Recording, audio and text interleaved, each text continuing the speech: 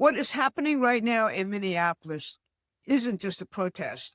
It is a military-grade regime change operation right here in the United States. It starts with Dr. Maria Stephan, the CIA regime change veteran who probably trained every single rioter on the Minneapolis streets. Here she is on the Colbert Show talking about the frog costumes everyone saw in Portland and now in Minnesota. I love some of the things that I've seen this past year, like all the frog costumes in Portland. So the frog costumes, like, it has lit people on fire. Young people are inspired. It's a way for people to show up, to get involved.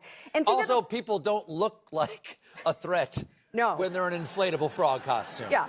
It really drives home the whole thing, like, they've got guns, I've got a little fan on my butt. Exactly.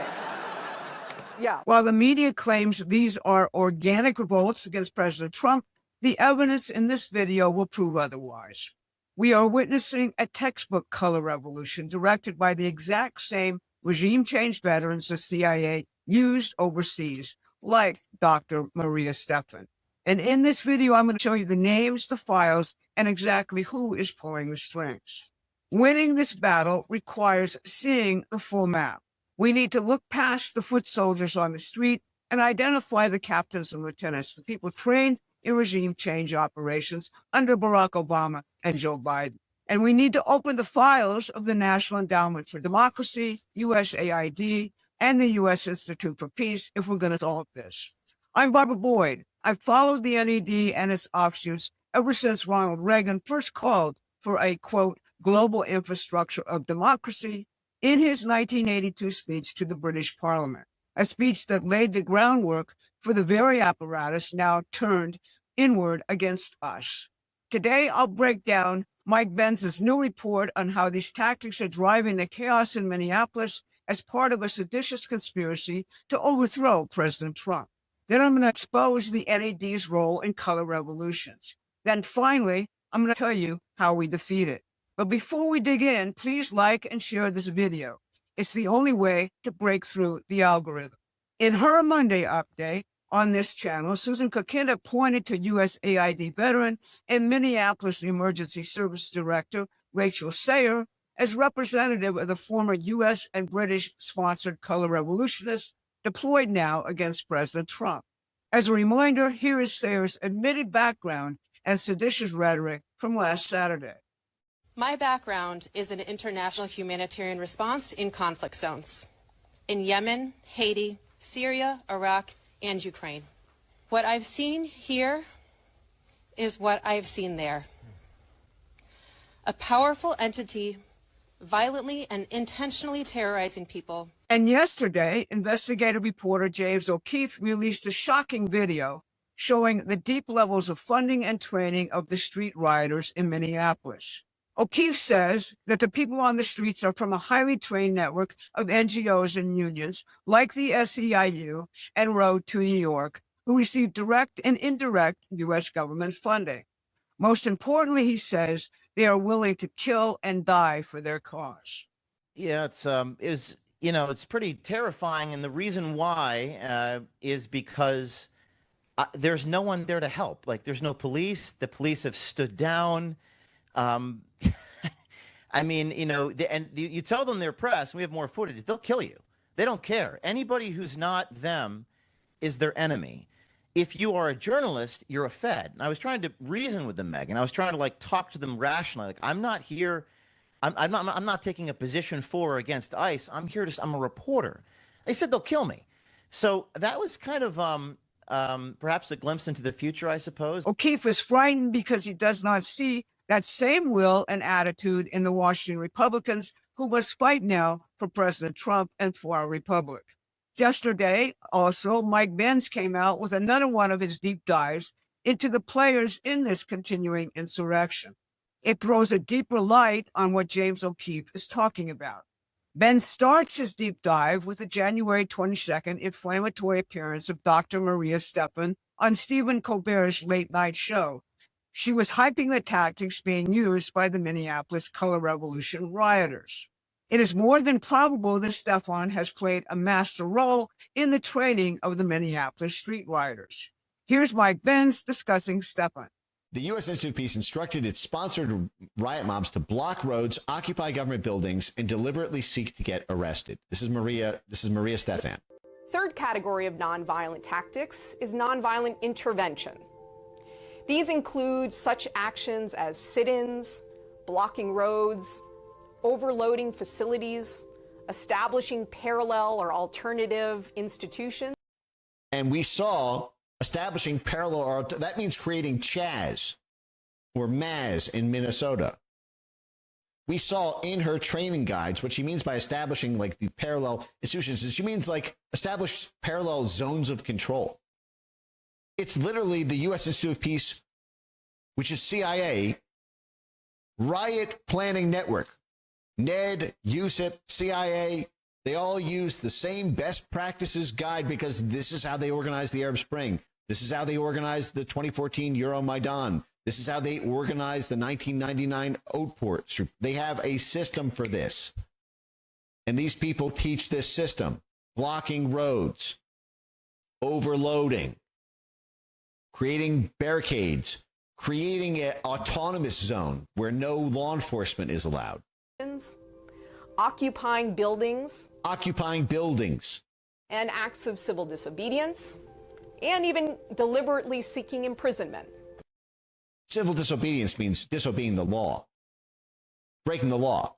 So this is blockading roads, creating autonomous zones where law enforcement is blocked off, occupying and taking over buildings and government buildings, breaking laws, and deliberately seeking imprisonment. After training foreign color revolution rioters abroad for the U.S. Institute for Peace, Stefan founded a domestic organization to do the same thing here in the United States. It's called the Horizons Project. Mike Benz documents how the Horizons Project is funded by an NED cutout called the New Ventures Fund. He believes that if you dig deeper into the records of the U.S. Institute for Peace, USAID, and the NAD and color revolutions abroad, and investigate what the veterans of those operations like Maria Stefan and Rachel Sayer are doing now, you'll find the real leaders of this insurrection. He's right. Now we need to shut down the funding and prosecute and expose the color revolutionists who have waged a coup against our government really from 2016 forward. So, once again, Promethean Action is showing you the real actors in our national drama. If you want to dig even deeper, please subscribe to our free newsletter. It will give you the sources for our videos and a lot more in-depth content. The link is in the description.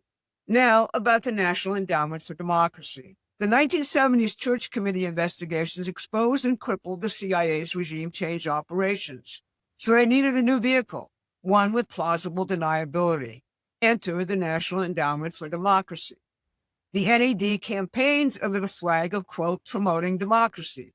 But here's what it actually does. It recruits dissident politicians, journalists, trade unionists, and corporate leaders in targeted countries. It trains street agitators, and it coordinates the media narrative to make regime change look like a popular uprising.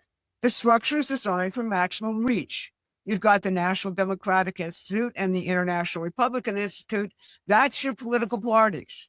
The Solidarity Center handles organized labor. The Center for International Private Enterprise, an affiliate of the U.S. Chamber of Commerce, brings in the corporations. And in 2006, they added a media arm, the Center for International Media Assistance.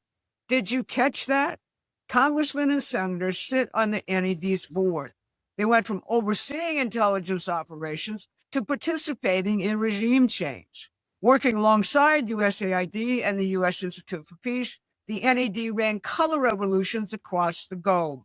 The Arab Spring, the Maidan coup in Ukraine, and George Soros' Open Society Foundation, the Ford Foundation, the Rockefeller Foundation, they all worked directly with the NED, providing funding and receiving government grants in return.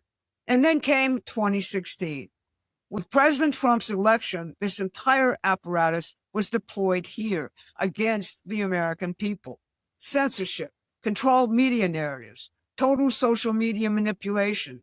The same playbook they used to overthrow foreign governments was turned inward. Now, President Trump has reorganized and defunded both USAID and the U.S. Institute for Peace. But Congress has refused to touch the NED. In the latest vote, 81 Republicans joined the Democrats to keep this regime change machine fully funded. Think about that. 81 Republicans. So how do we defeat this? Well, President Trump was in Iowa yesterday presenting his American system economic revolution to the American people. He plans to campaign for the midterms like they were a presidential election. They are. If we allow the Democrats to control either the House or the Senate, Trump's America First foreign and domestic economic revolution comes to a grinding halt. If spineless Republicans are allowed to keep acting spineless, we will have a similar result. The type of sedition being practiced here is a form of cultural warfare, akin to what the Chinese call people's war. Only a very small margin of this type of warfare involves the use of direct and overwhelming force to achieve victory. James O'Keefe saw the true nature of the problem when he said the Minneapolis insurgents are willing to die for their cause, and Washington's Republicans, as presently constituted, lack the political will for victory. President Trump has more than demonstrated that he has that will, standing up from an assassin's bullet and beseeching us to fight, fight, fight. More than anything else, this is a war of the spirit. Our founding and our history reject the idea that humans are like beasts living by the rules of the jungle. Instead, our founding documents and our best history celebrate our participation in God's divine creation. We use our talents to increasingly perfect life here on earth for future generations, for the children. On the 250th anniversary of our founding, our citizens need once again to embrace that divine mission. If we do so fully, we'll win this war. By bringing forward the full might and beauty of our cultural and spiritual history, Promethean Action is strengthening the will of this nation's patriots. Government of the people, by the people, and for the people, as President Lincoln said, is worth fighting and dying for. It is the only form of government consistent with the divine nature of human beings. We need you to join us in this fight. We are scaling up now to produce more content, more knowledge, more tools to win this battle. You can help us do that by joining our community, subscribing to our newsletter, and organizing with us for an overwhelming victory in November of 2026. Thanks so much for listening.